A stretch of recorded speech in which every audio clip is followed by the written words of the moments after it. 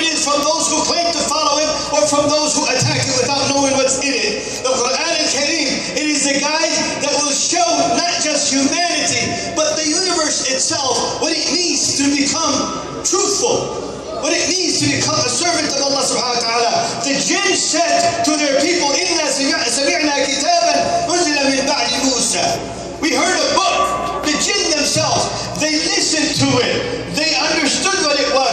For 23 years of the life of the Rasul sallallahu alaihi wasallam that we celebrate, all of us celebrate the life of the Rasul sallallahu alaihi wasallam, and we find ourselves in love with him, and we study day by day what he did and what he did not in his life. But for 23 years, his life was only dedicated to the Quran al-Kareem. In the moment that the Quran was finalized to where there's no verses were to be revealed anymore, that was the day that his life was to depart from this dunya.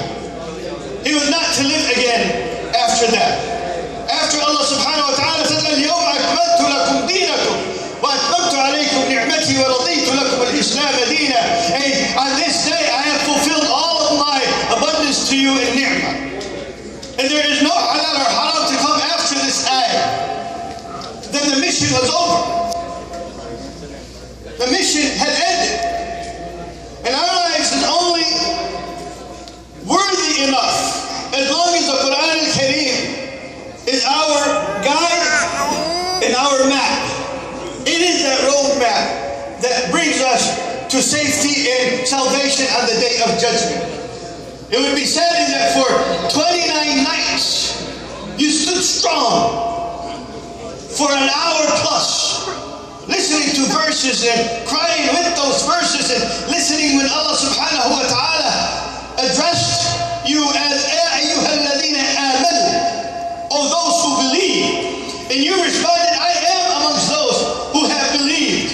You raised your hands to give what you have earned with loud effort. You stood while feeling your joints at pain because you were listening to what Allah subhanahu wa ta'ala has said. As Ibn Abbas used to say, when you hear Allah ta'ala in the Quran al-Kareem say, Ya ayyuhal ladina amanu, then listen attentively. Because it's only a verse that tells you what's halal or a verse that's going to tell you what's haram. On this day of celebration, brothers and sisters, this is a day where we implement silat al-arham.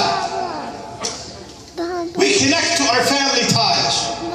Not just those that we love, not just those that we have a good terms with them, but everyone that shares a blood tie with us, that are in-laws with us. We unite with them. We let go of our grudges. We let go of our hatred. We plant a smile in our faces to all of those. Rasulullah in the hadith says that there is nothing worse than cutting your ties. In fact, there is a hadith where the rahim was hanging on the throne of Allah subhanahu wa ta'ala, complaining that some people do not establish that ties with their family members. And Allah ta'ala said to the rahim, well, it pleases you that I will link and connect to those who connect with you, and I will cut off those who cut you off.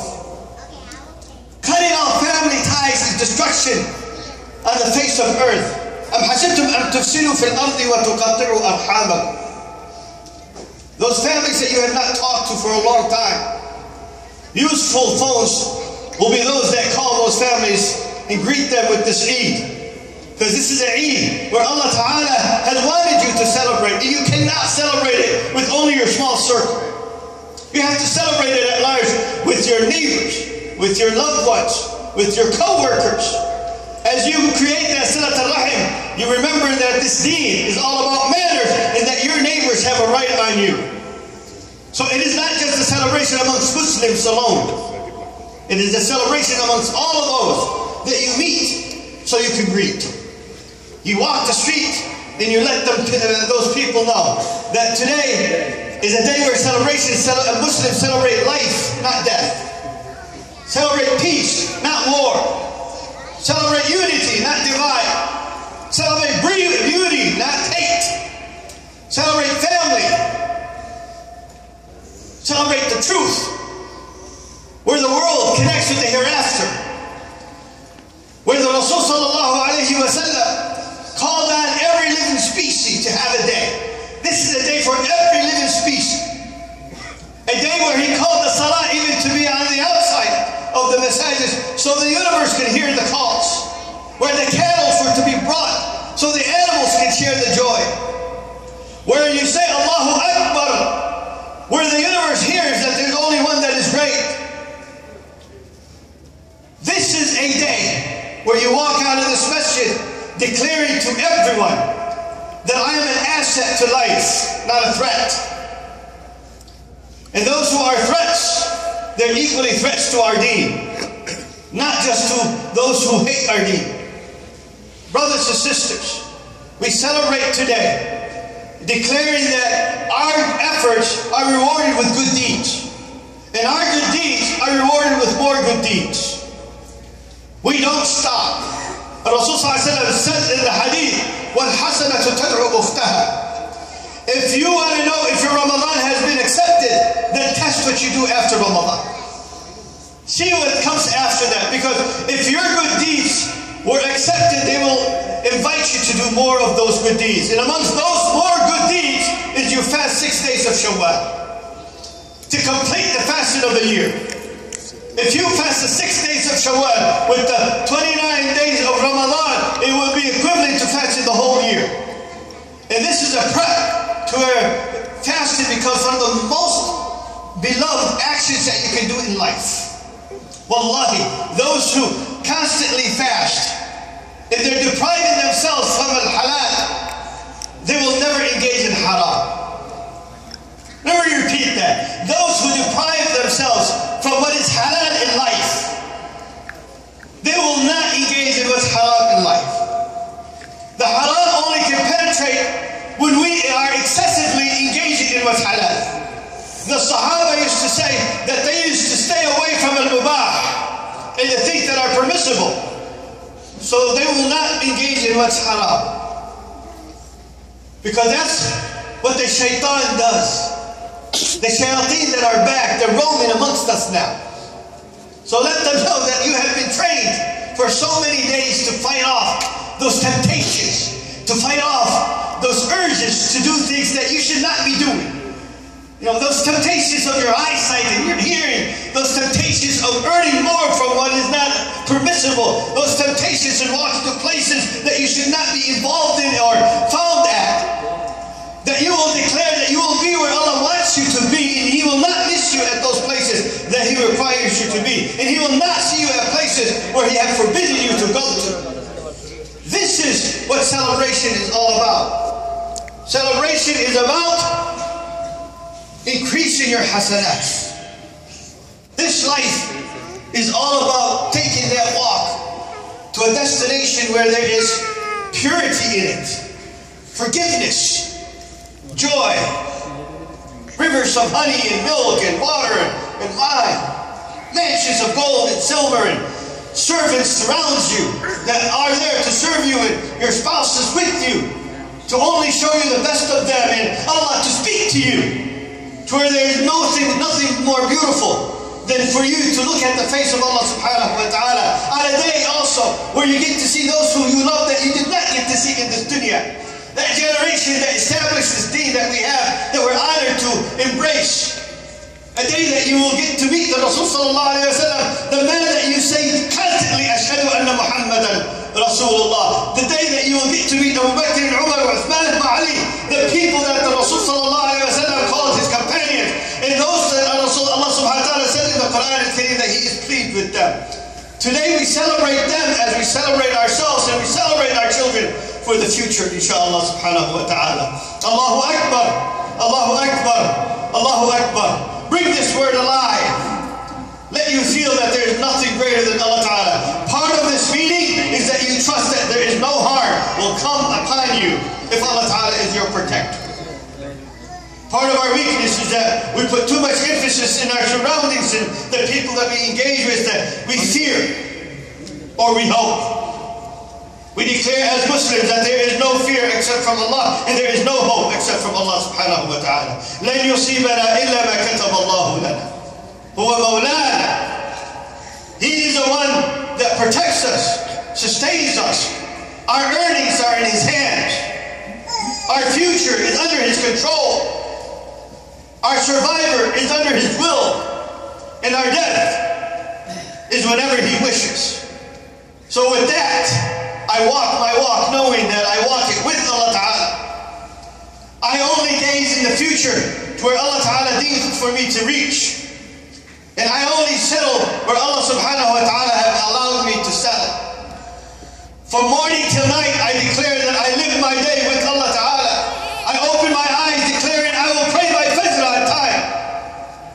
I will stop my work in the midst of day so I can pray my Dhuhr. And no job is more important than my sujood. I will not rest my body until I rest my soul at the end of the day, or as I go back for Asr.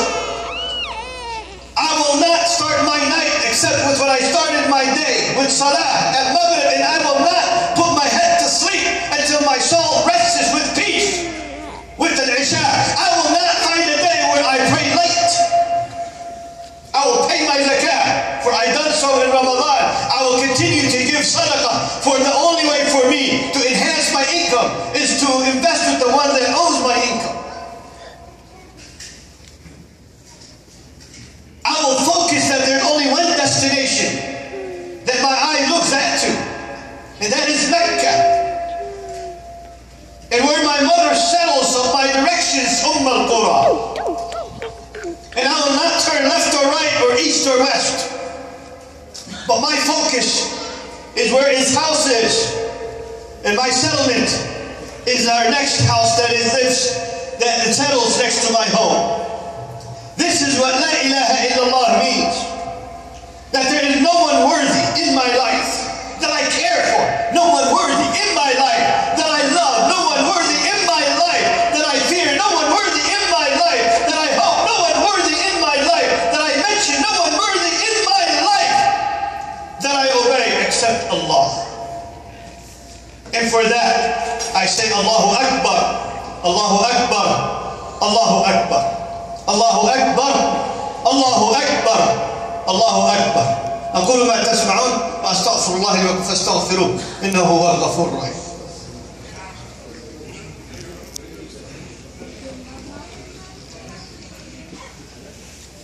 الحمد لله ثم الحمد لله والصلاة والسلام على رسول الله. لا إله إلا الله، لا إله إلا الله. أموت وأحيا بهذه الكلمة لا إله إلا الله. موسى عليه السلام said, Ya Rabb, teach me a dua that only I can call upon you with it. And no other human beings uses it. He said, Ya Musa, say La ilaha illallah. Qulu La ilaha illallah. He said, Oh Allah, all of your servants say La ilaha illallah. He said, Ya Musa, if all the heavens and earth and what's between them, in the exception of me, is on one hand of the scale, and La ilaha illallah on the other hand of the scale, then La ilaha illallah would have to overweight all of the universe. That is how strong La ilaha illallah. Don't ever utter this word without the feeling in the gitter, in the shaking of your heart, and the tenderness that you will put into La ilaha illallah as you say it. When Allah Ta'ala is mentioned, test your iman. If you can feel the chills, then you are a true mu'min. الَّذِينَ إِذَا ذُكِرَ اللَّهُ وَجِلَتْ قُلُوبُهُم. Their hearts will tremble. Their hearts will tremble. وَجِلَتْ قُلُوبُهُم. So revive yourselves and train it to feel the intensity of this deen and of the dhikr. And the way to do it, brothers and sisters, even at the time of joy, pay attention to this, is with dhikr. Today is Eid, and we celebrate it by saying Allahu Akbar. Allahu Akbar. We celebrate it by dhikr. If you celebrate your Eid by dhikr, imagine the rest of the days of your life. A man comes to the Rasul and said, Ya Rasulullah, pray that my dua is accepted. He said, then help me with you. Make your earnings halal. And then he also said, let your tongue be moist with the remembrance of Allah subhanahu wa ta'ala. My brothers and sisters, the Rasul who his sins was forgiven is to remember Allah Ta'ala more than 70 to 100 times a day. He's seeking forgiveness. He says, Astaghfirullah al-Azim. He says, Alhamdulillah Rabbil Alameen. He says, Allahu Akbar. Today is the day that we will train ourselves to constantly constantly say the dhikr from day to the last day of our lives. I call upon you to go back home today. Share the joy with your families. Embrace your children. Tell them verbally that you love them. Tell your spouses that you love them. If Rasul ﷺ said to us, if there is a brother that you love, then let him know. Many of us don't tell our spouses how much we love them. And they're more worthy to hear that. Many of us show our kids that we love them, but we don't tell them that we love them. Walk back and say to your son and daughter what they mean to you in life. Wallahi, our lives are empty without them.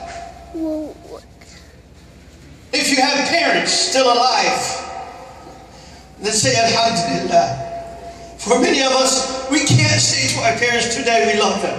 They've long gone. All we have is to pray for them. So if you have a father or mother still alive, wallahi, if mine were alive today, I would go down to their feet and kiss their feet and show them how much I love them. So as you go back, make sure you invest every moment of today being with your parents. Bring your children so they can see their legacy still to continue. Not just to you, but beyond you. Your siblings are your strength in life. The Arabs used to say, أَخَاكَ أَخَاكَ إنما لا أخ له كساعد للهيجة بغير سلاح. Connect with your brothers and siblings and your friends, because with each other we're strong, without each other we're weak. Walk today being proud. Because remember, العزة لله ولرسوله وللمؤمنين. العزة لله ولرسوله والمؤمنين. All honor and pride is for Allah and His Prophet and those who believe. Never look down at yourself. Never underestimate the importance of your existence to the universe. The fish in the ocean prays for you. The rocks are more safer because of our existence, inshallah.